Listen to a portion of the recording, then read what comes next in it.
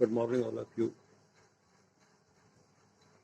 Welcome to online classes of grammar. Yesterday, a question to rearrange the sentences according to its order. Perhaps, I hope that you might have done. Now it's time to tell you the answer with the answers. Yes, now listen the answer. First question, did you know factors takes place that outside external stress? इसको आपको interrogative बनाना था, तो ये इस तरह इसका answer होगा, did you know that external stress takes place due to outside factors. Number 1 answer is over. Second है बी, ट्राई टू थिंक. ये सेंटेंस इंपेरेटिव है. Try to think and figure out what is troubling you. Listen again, try to think and figure out. Figure out कहते हैं solve. जैसे figure out a problem, समस्या को हल करना, solve करना. इसी तरह figure out what is trouble, क्या चीज़ आपको परेशान कर रही है, इस चीज़ को जानने की आप कोशिश करें. तो इसका ट्रांसलेशन ये होगा. और ये ट्राई टू थिंक, फिर सुन लें आप, try to think and figure out what is troubling you. Sentence number C है, do is a boy. Do was paralysed with fever. Do was paralysed with fever. D है, does one person always get drunk. Interrogative है, last में sign of interrogation आएगा. Does one person always get drunk. और last one में मैं एक word लिखना भूल गया था कल, थीफ. वो थीफ आपको ऐड करना है क्वेश्चन में भी. अब ये आंसर ऐसे होगा आपका, the police were, WARE were, running after the thief. Listen again,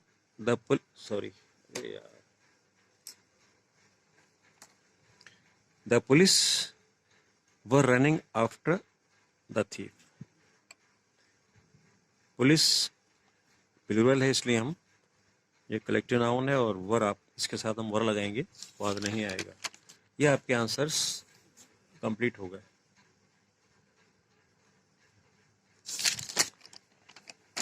now yes, thus first and second chapter, the homework of belongs to first and second chapter. Sentences and phrases and clauses are over. Now I am going to start a new topic from your book at class, tenses. Though it is very old topic, but it is very interesting and everyone wants to know about the tenses.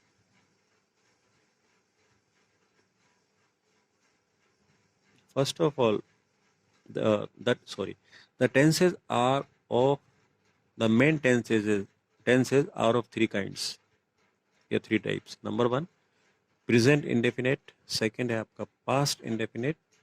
और third है आपका simple future. दूसरा 3 हो गया आपके present, past और future. तो आज हम जो देखेंगे, थोड़ा सा जो हम पढ़ेंगे, समझेंगे, वो है प्रेजेंट इंडेफिनिट या सिंपल प्रेजेंट टेंस. इन दो को हम लेंगे.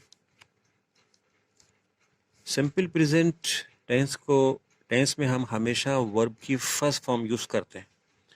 वर्ब की फर्स्ट फॉर्म यूज करते हैं. कैसे? आई एक्सरसाइज डेली. ये जो एक्सरसाइज है, कसरत करना, मॉर्निंग में या इवनिंग में, ये वर्ब की फर्स्ट फॉर्म है. ये आफ्टर सब्जेक्ट के बाद लिखी जाती है. सब्जेक्ट पहले आता है, इसके बाद वर्ब की फर्स्ट फॉर्म आपको दिखेगी, आप यूज़ करेंगे. तो ये टेंस कौन सा हुआ? सिंपल प्रेजेंट हुआ. सिंपल प्रेजेंट का मतलब वर्ब की जिस सेंटेंस में जिस सेंटेंस में वर्ब की फर्स्ट फॉर्म यूटिलाइज की गई हो, यूज की गई हो, वो प्रेजेंट इंडेफिनिट कहलाता है या सिंपल प्रेजेंट कहलाता है। और ये इसका इंडिकेशन भी है, ये इसकी पहचान भी है। एक्सरसाइज मतलब फर्स्ट फॉर्म वर्ब की ये पहचान है। इनमें बहुत से एडवर्ब होते हैं, जैसे डेली मैंने यूज़ किया, डेली एडवर्ब है, एडवर्ब ऑफ टाइम है। ऐसे बहुत से एडवर्ब आप यूज़ कर सकते हैं अगर आवश्यकता हो तो, रिक्वायरमेंट हो तो, otherwise there is no need.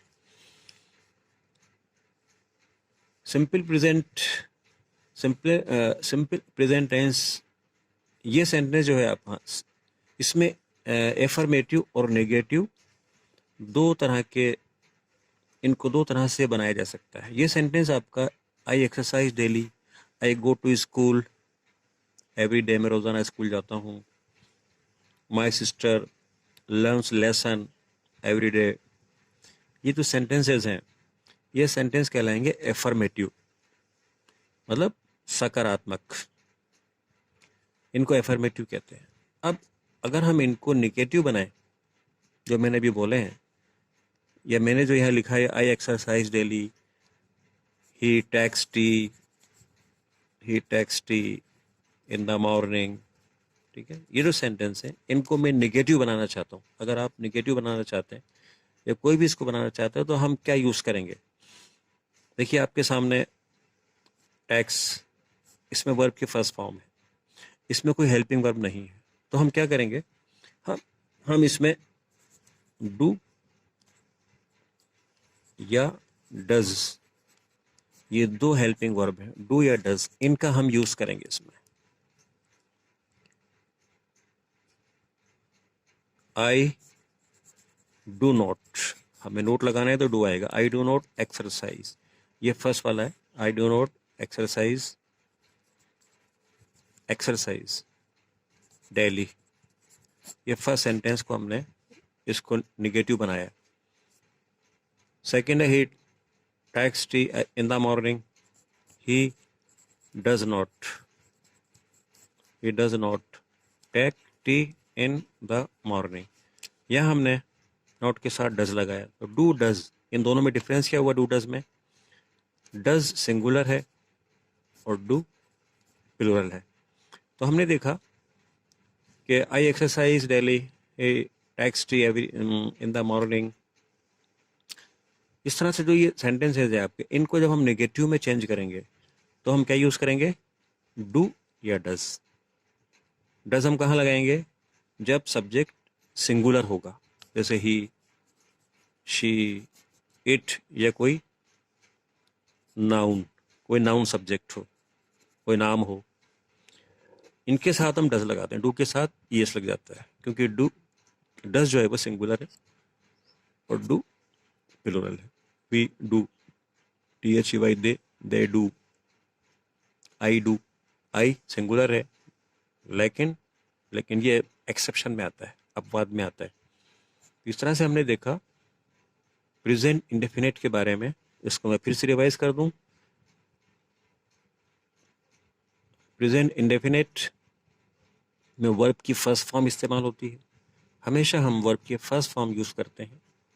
और कुछ एडवर्ब हैं जो प्रेजेंट इंडेफिनिट में इस्तेमाल होते हैं, जैसे मैंने यहाँ यूज़ किया डेली, यहाँ किया इन द मॉर्निंग, यूजुअली, ऐसे बहुत से हैं, वो आप अपनी प्रीवियस बुक में देख सकते हैं, वहाँ मिल जाएंगे। उसके बाद हमने तो जो सेंटेंस जिनमें नोट नहीं होता, जो विदाउट नोट होते हैं, उनको हम एफर्मेटिव कहते हैं, मतलब एफर्मेटिव सेंटेंस कहलाते हैं ये। नेक्स्ट होता है निगेटिव। अब इन्हीं को हमें निगेटिव बनाना है, मतलब प्रेजेंट इंडेफिनिट को जब हम निगेटिव बनाएंगे तो फिर उसमें हम डोंट या डज नॉट का इस्तेमाल करते हैं। फिर नेक्स्ट आता है इंट्रोगेटिव। अब आप इसी को बनाएंगे इंट्रोगेटिव, प्रेजेंट इंडेफिनिट को जब इंट्रोगेटिव में चेंज करेंगे तो आई एक्सरसाइज डेली, तो स्टार्टिंग होगा डू आई या यू एक्सरसाइज डेली, और आगे साइन ऑफ इंट्रोगेशन, वही डू का इस्तेमाल होगा, लेकिन इसका जो स्ट्रक्चर इंट्रोगेटिव का वो आपको पता है, आपके पास लिखा है, आप उसके अकॉर्डिंग डू डस को स्टार्टिंग में लगाएं, उसके बाद सब्जेक्ट लगाएं, उसके बाद फिर वर्ब आ जाएगा मैन, और फिर जो भी वर्ड्स हैं वो आप लिख दें और एंड के अंदर आप साइन ऑफ इंट्रोगेशन लगाएं. Okay, for today it's enough, sufficient. Thank you so much.